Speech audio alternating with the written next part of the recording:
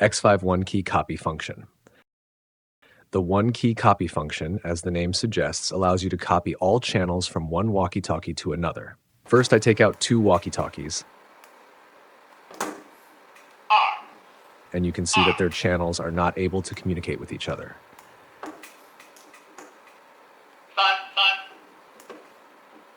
Now let's perform the one-key copy operation.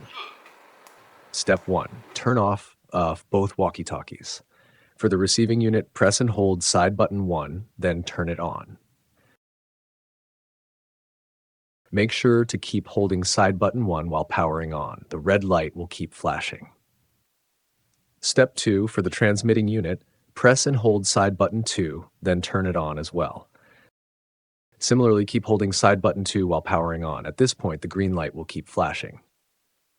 Next, press the PTT push to talk button.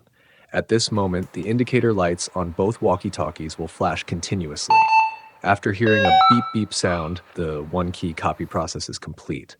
Now let's test it, and you'll see that all channels can now communicate with each other.